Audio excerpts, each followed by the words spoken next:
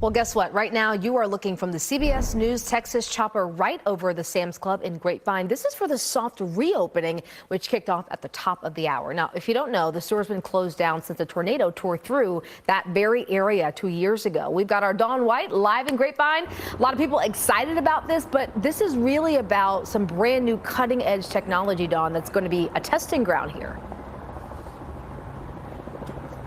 Well, that's right, Nicole. And this is the very first Sam's Club that is all digital in the entire country. There are no cashiers inside. Instead, you're going to use the Scan and Go app on your smartphone. The store is also testing out AI technology at the door that will scan your receipts. December 13th, 2022. That's the day an F1 tornado ravaged businesses and homes in Grapevine. We were very fortunate that we didn't have any loss of life when that tornado hit. Almost 2 years later, the store will reopen its doors to eager customers, including Tam Toe. I'm super excited, actually. This is the only Sam's I go to. So ever since it's been closed, I've been not going to Sam's, actually. So I've been paying for membership, but not going. We all came together to make Sam's happen. And it's a true blessing for this community to get them to reopen. They're one of our biggest sales tax producers in the city of Grapevine. So we're super excited to see them come back. Grapevine Mayor Pro Tem Darlene Freed says Sam's Club reopening has a ripple effect on boosting sales at other nearby businesses. Grapevine has hotels and a lot of businesses, and we're looking forward to being able to get our shopping back in Grapevine. I'm super excited, and I think the community is super excited for the soft opening. I think it's going to bring a lot of business and traffic back to the community. Doors for the grand reopening open at 8 a.m. tomorrow. You are encouraged to get here by 7:30. Live in Grapevine, Dawn White, CBS News, Texas. Welcome back to Power Lunch. Walmart becoming the latest retailer to announce plans to replace its physical in-store price stickers with electronic shelf labels in its aisles. While the digitized shelves will allow stores to provide more details to shoppers, it also gives them the ability to change prices as often as every 10 seconds. Joining us now on set to break down this latest dynamic pricing trend is Phil Lempert, Supermarket Guru CEO, and our own Melissa Repko. Great to have both of you guys. So, Phil, how much danger is there here if shoppers aren't reassured that they're not hiking prices? That's exactly the point. And short term, no danger. Walmart has already come out and said they're not going to do dynamic prices. They realized what happened when Wendy's talked about dynamic prices a few months ago. Up in arms. People just hate that idea. And keep in mind that what Walmart is doing is they're trying to reduce their labor costs. Labor is the #1 aspect for retailers. They've got to reduce those costs. But once they put this technology on the shelves, watch out. Now, the good news is we can get nutritional information. If, Walmart's competitor across the street goes on sale, Walmart can lower prices. But again, once that technology is in there, and that's my concern, they can raise prices. On a hot summer day, I want a lot of ice cream, I want lemonade. They're running low, they can raise the price. Melissa, everybody loves dynamic prices when the price goes down and you get a deal. How much of this is about predictability, price stability from the consumer's point of view? Like Phil said, Walmart told me they have no plans for dynamic pricing, but there are some high-tech features here. And the feature really is blinking lights on these labels that allow a worker to more quickly replenish that shelf when they're, putting diced tomatoes, or when they're picking an online order. It also helps them find those items more quickly. So it goes to that labor cost. Now, of course, we've seen dynamic pricing in grocery stores. People just don't think of it that way. When you see bread marked down toward the end of the day, or strawberries that are toward the end of their life, you often see that sticker on the label saying, 50% off or 20% off, and people do enjoy that. The fear here, of course, is more of that surge pricing we've seen with Uber. And so it brings to mind kind of this panic about people seeing prices go up. And this is a time when people are hypersensitive about pricing. It's been a recurring issue. Everything is more expensive. It's not just in their head. And we saw this even with Chipotle, that people were filming and posting on TikTok. They were trying to get bigger portions from employees and feeling like they were getting less.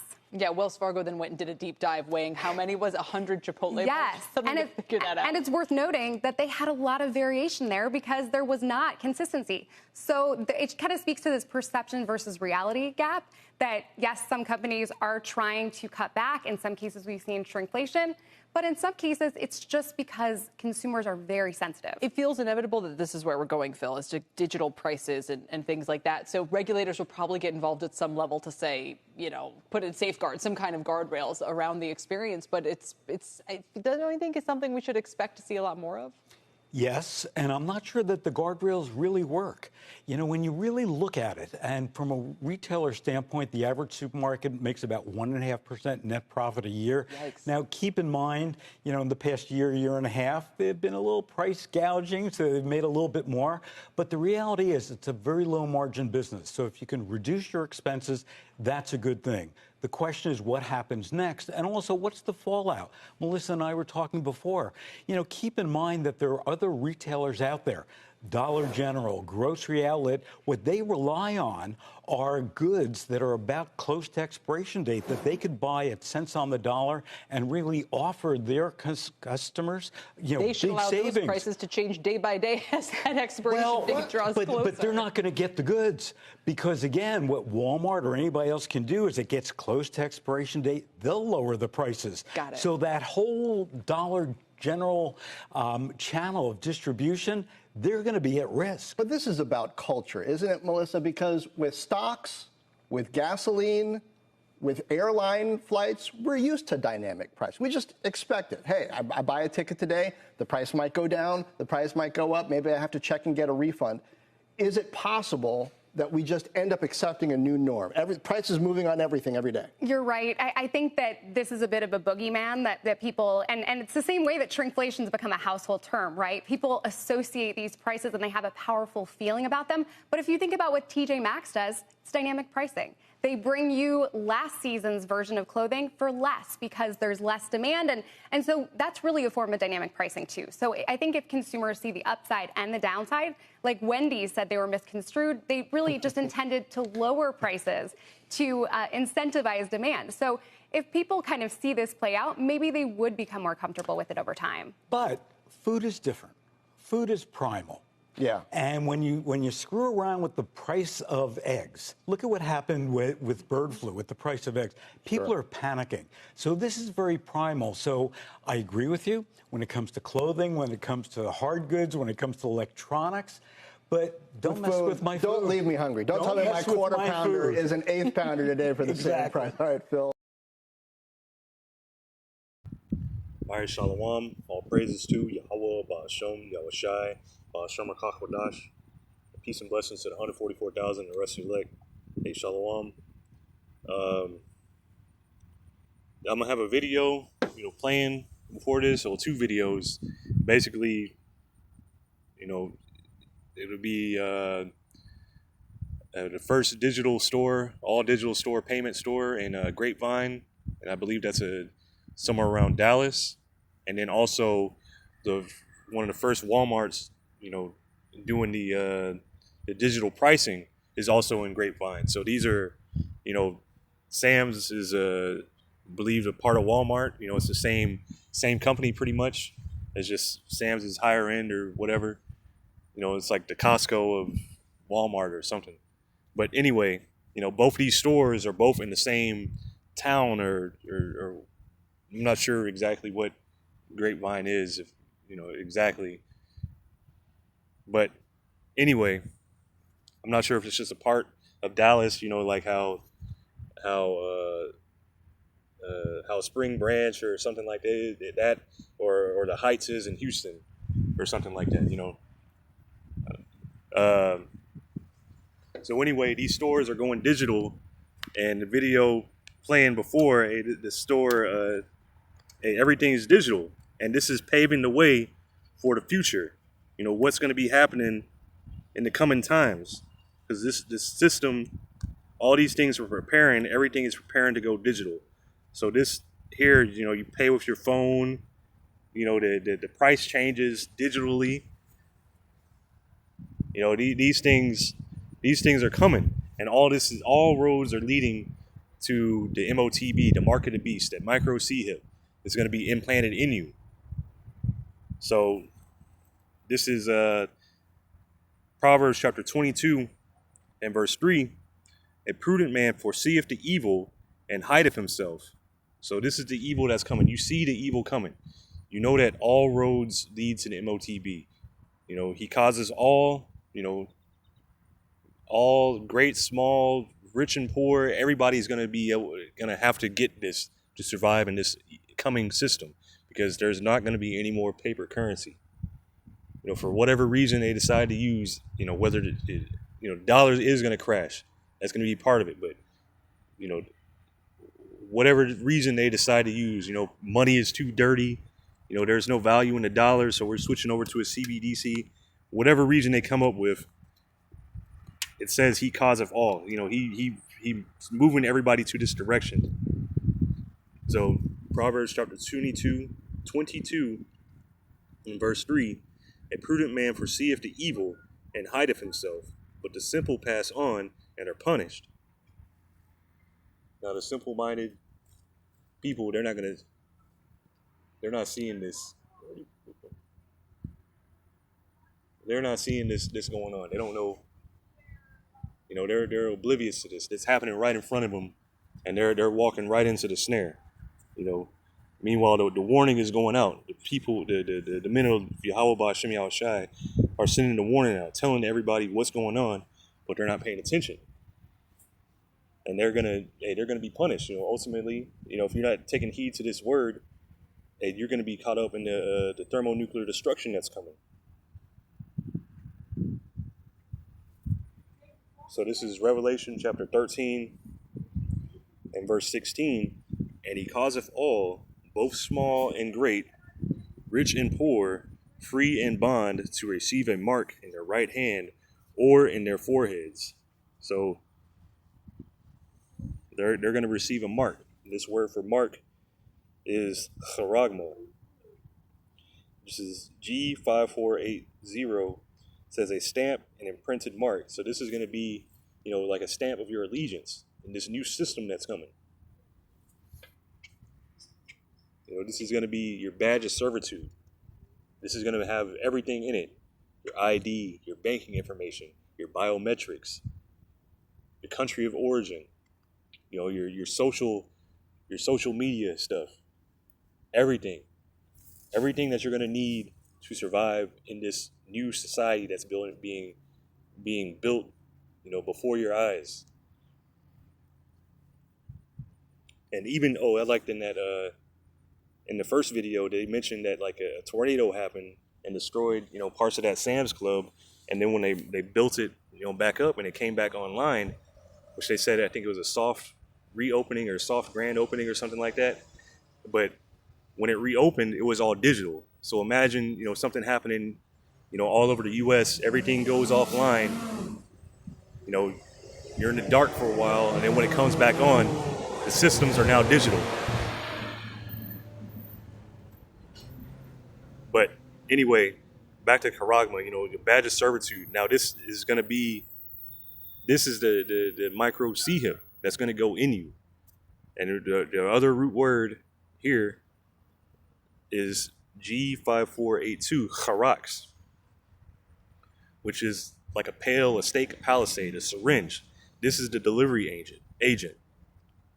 This is what's going to, you know, pierce your skin. Hence why it's likened unto a pail, a stake. You know, you look at these things; they have pointed ends to them, and they look similar to what, you know, a modern day syringe would be. And that's going to be the delivery agent, you know, for these micro C hips. And then you go to, from here, G1125, grapho, to grave, meaning to write. To write with reference to the form of letters, to delineate letters on a tablet, parchment, paper, or other material. And this is the other material, because this isn't just like a regular piece of paper that you write on, but information is written in it. Information is coded in it. You know, like binary, stuff like that. Whatever, you know, coding system they decide to put in there, you know, or whatever coding system they use, you know, it's going to bring up your information.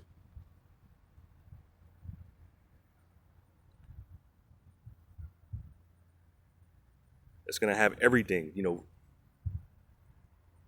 like it says here in number 4,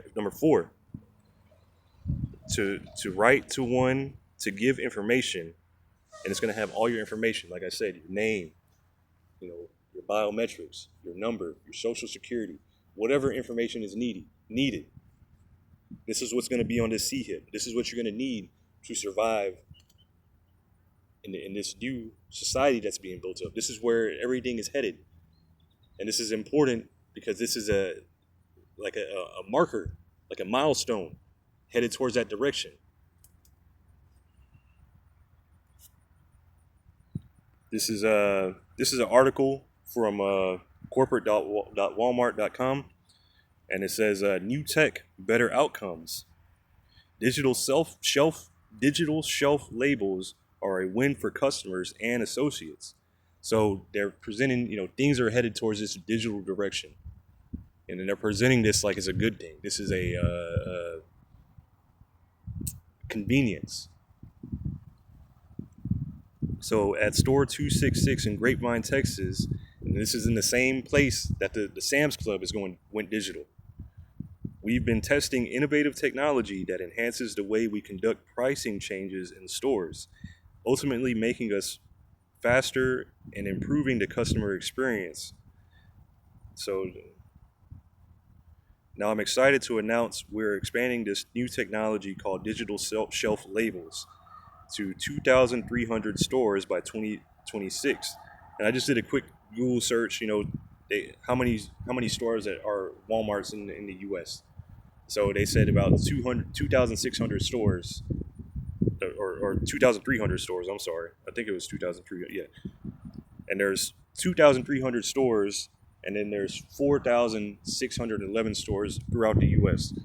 Now, that's about half the stores. That's half, give or take, a little bit. But who's to say, even though those Walmarts, the rest of those Walmarts or whatever, are even going to be still open? But the point is, they're expanding this. They're going, half the stores are going to be using this digital technology. Half the stores are moving towards this direction. And then the rest are going to follow, or they're going to be closed down. Which, this is kind of conflicting because this says there's 4,800, but the point is, it's around half. But anyway, back to this article.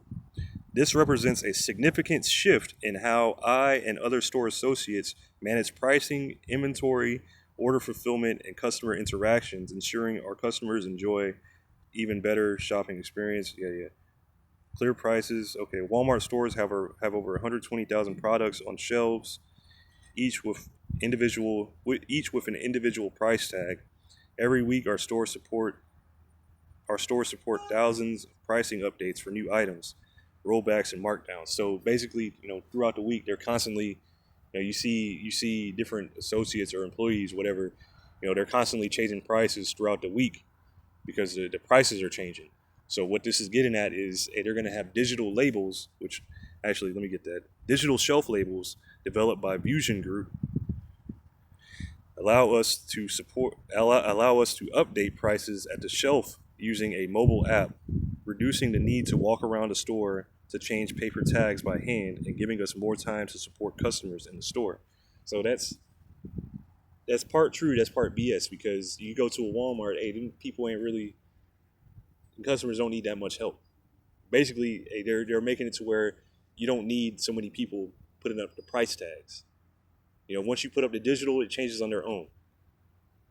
Now, however many people they have doing the price changes, they don't need so many of them. So they're gone.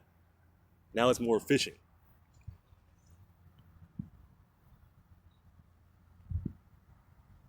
So I'm going to jump down to this. Increase productivity and reduce walking time. DSLs allow us to update prices with a few clicks. A price change that used to take an associate 2 days to update now takes only minutes. This efficiency means we can spend more time assisting customers and less time on repetitive tasks. And that's just nonsense. That's just to tell you, that this is more convenient. It's just to trick you into easing. Oh, this is more convenient. Now you're just going to have employees that really aren't doing anything, So what's the use of having them? You know, they're being what's the word? I want to say eased out, but they're being phased out.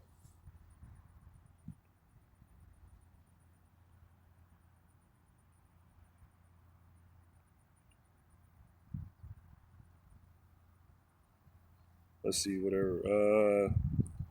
That's pretty much it for this article. Now, what wasn't mentioned in the article that was mentioned in the video was, which actually, let me read this real quick. This is Psalms chapter 140 and verse 4, and I'll read to verse 5. Keep me, O Yahweh Ba'Shem Yahushai, from the hands of the wicked. Preserve me from the violent man who have purposed to overthrow my goings. So this is a snare. This is a trap that's being set up.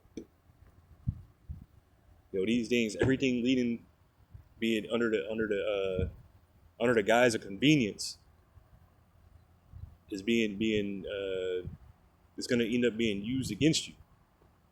You know, this guise of everything being convenient, this, that, whatever. You know, you can get everything at one stop, whatever. Everything's digital. It's easy. It's simple.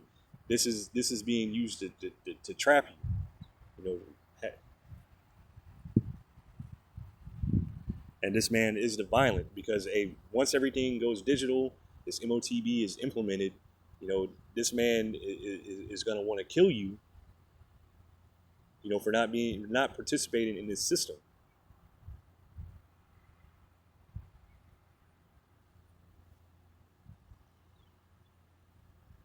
Verse 5, the proud have hid a snare for me, and cords they have spread a net. The proud have hid a snare for me, and cords. They have spread a net by the wayside. They have set gins for me. Salah. Now this is a trap. This is a snare. You know, you relying on this man Esau Edom. You know, you going to Egypt for help. You know, this is a trap for you, and you should be relying on Yahweh Ba'Shem Yahushai. Because in the coming days, when this goes digital, all the people that fear Yahweh Ba'Shem Yahushai, that trust in Yahweh Ba'Shem Yahushai, they're going to rely on him to get them through this time. Which, this is going to be happening all around the world. This is going to try the whole earth. So this is the snare. This is a trap, you know, that's being set up.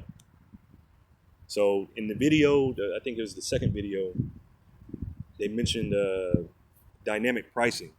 So basically, dynamic pricing, you see it with, you know, in this, you know, it gives an example. So I'm going to read this real quick, and this is just real quick from the you know, excerpt from Google and from Wikipedia. It says dynamic pricing, also referred to as surge pricing, demand pricing, or time-based pricing, and variable pricing is a revenue management pricing strategy in which businesses set flexible prices. And I'm not going to go through the thing. And this here is what's the best example of dynamic pricing. One of the most prominent dynamic pricing examples lies in the airline industry. Airlines have long employed this strategy, adjusting their ticket prices according to demand, seasonality, and flight time. So, you know, if you're getting, let's say you want to go to New York, or you're traveling out of New York, whatever like that, and you want to go around, you know, December, the closer you get, you know, to the holidays, you know, the more, or these Babylonian holidays, the more it's going to cost. So, you know, things like that. You know, spring break, you want to go somewhere, you want to fly out to one of them, you know, beach locations or whatever, it's going to cost more around that time and to that destination. You know, whereas, you know, it's the middle of, I don't know, let's say in the middle of September, you know, you want to take a trip to New York on a Wednesday or something like that. You know, it'll be probably cheaper, you know, to get a flight then than it would be if you would to try to get a flight on December, you know, 22nd or something, 23rd, because that's when everybody's trying to fly. And then another example is like with not to drag this on, but like with Uber, you take Uber or Lyft or whatever, you know, at certain times of the day, it's going to cost more. You know, if you try to catch an Uber and you're going to a high traffic area, you know, around like 4 p.m., 5, 6, whatever, the prices might double. So that's what this is. So these digital labels, this is what this is going to bring about. You know, the price changes going to be immediate.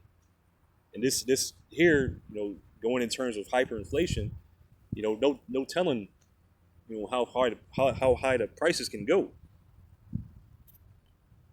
But we have the scriptures to tell us. But this is 2 Ezra chapter 16 and verse 21.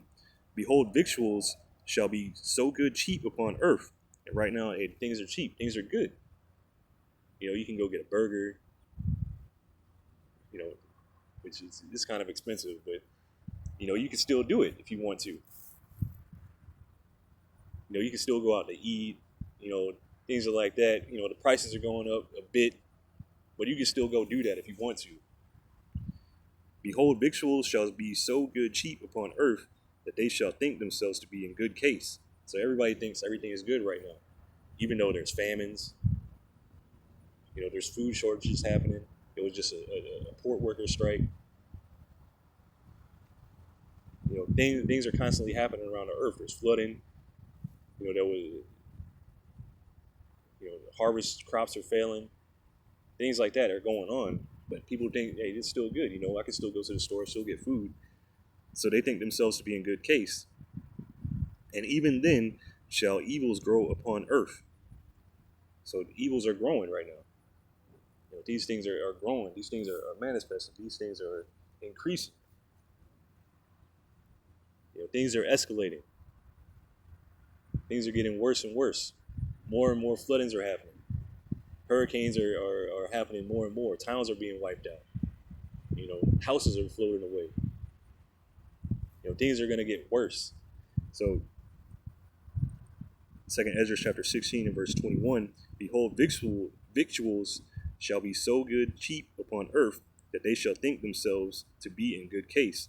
And even then shall evils grow upon earth, sword, famine, and great confusion. So the sword coming. It is going to be a great insurrection. There's going to be the food scarcity is going to get so bad out here that people are going to be robbing each other's houses, doing home invasions. You're going to have martial law. You're going to have UN troops. You're going to have all-out chaos out here, and famine and great confusion. Hey, things are going to be very confusing for the people of this world, because they don't have any idea what's going on. This is going to take them by surprise, like a snare. This is going to they're going to be.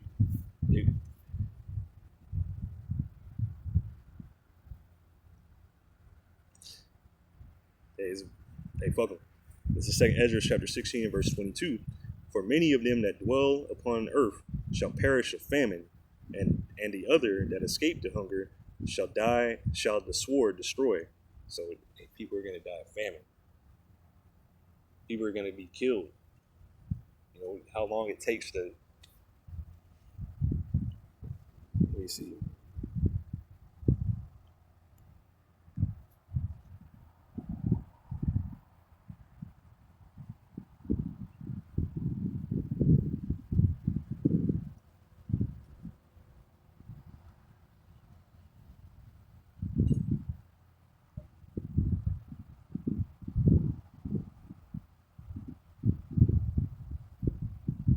So here, this is just a quick Google. I guess it's the AI thing. I don't know sure what the exact source on this is.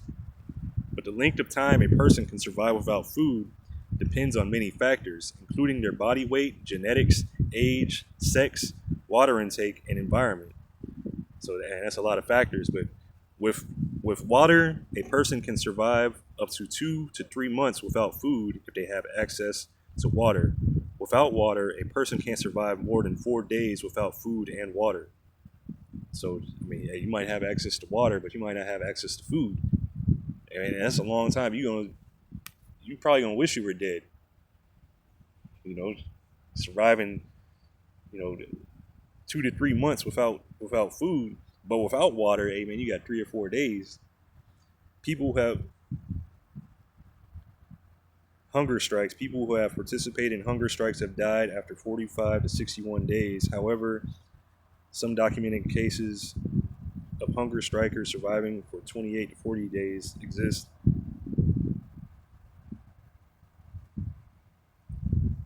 Your body weight. A well-nourished person weighing 154 pounds has enough stored calories to survive for 1 to 3 months.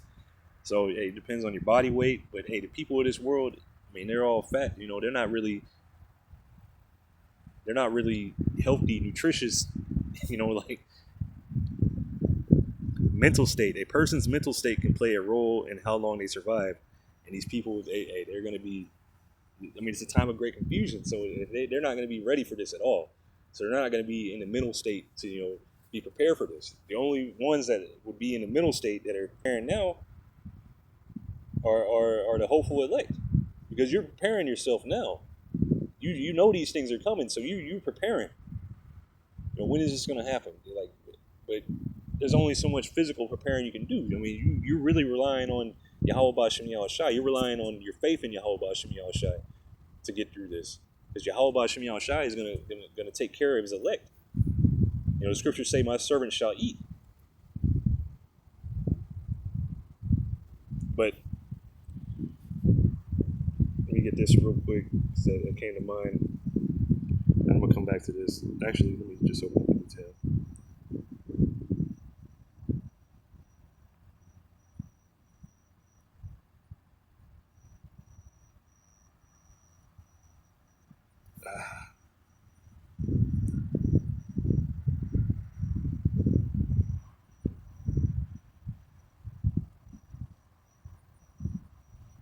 There it is. Okay. This is Lamentations chapter 4 and verse 9. They that be slain with the sword are better than they that be slain with hunger.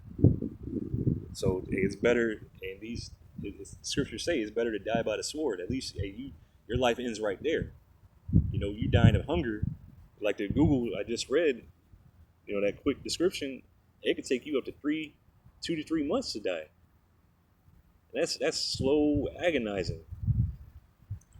Lamentations 4 and verse 9, they that be slain with the sword are better than they that be slain with hunger, for these pine away, stricken through for the want of fruits of the field. So your body's eating away at itself. You know, it's a terrible way to die.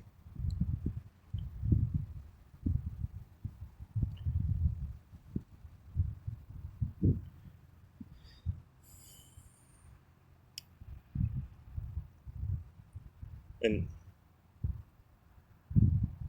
I'll just read this again. 2nd Ezra chapter 16 and verse 22. For many of them that dwell upon earth shall perish of famine, and the other that escape the hunger shall the sword destroy. And the dead shall be cast out as dung, and there shall be no man to comfort them. So there's going to be bodies on top of bodies. You know, people ain't going to be buried, and there shall be no man to comfort them. They're not going to have any comfort. The comfort is coming out right now. These scriptures, you know, giving you the heads up what's happening. You know, if you don't have Yahweh B'Shem Yahushai now, if you don't believe now, hey,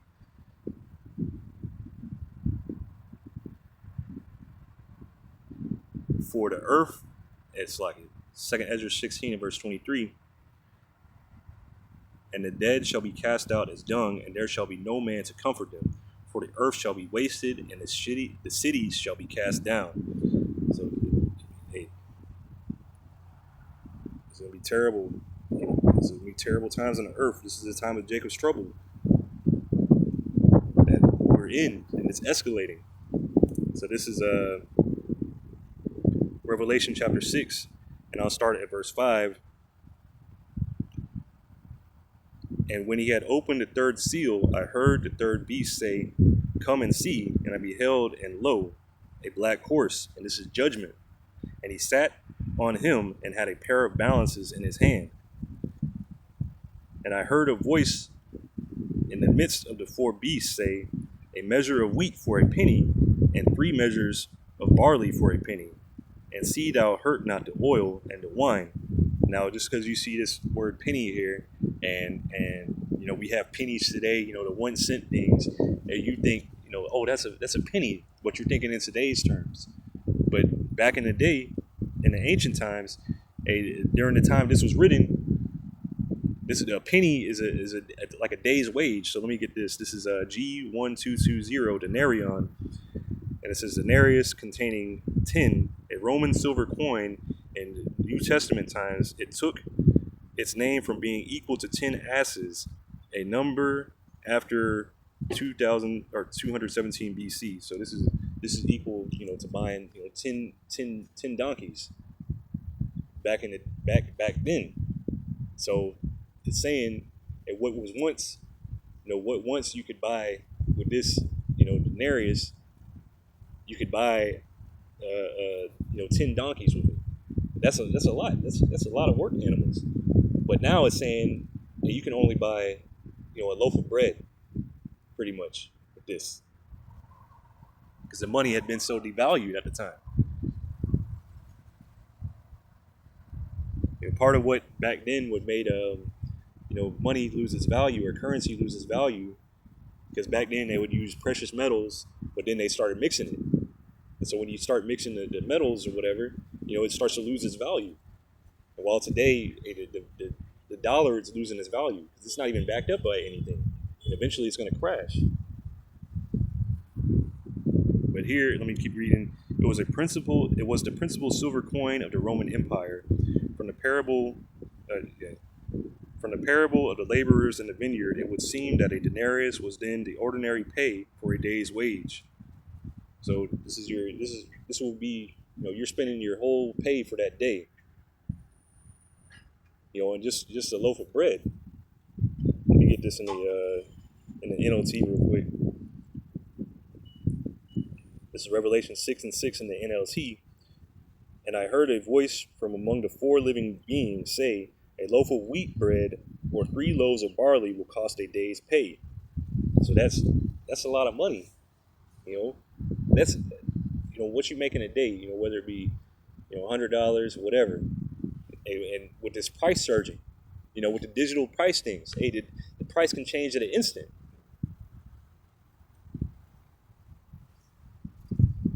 A loaf of bread or 3 loaves of barley will cost a day's pay, and don't waste the olive oil and wine. And this wine, the wine and olive oil is going into this wisdom, the truth. So that while this truth and wisdom, it's still going to be here. But,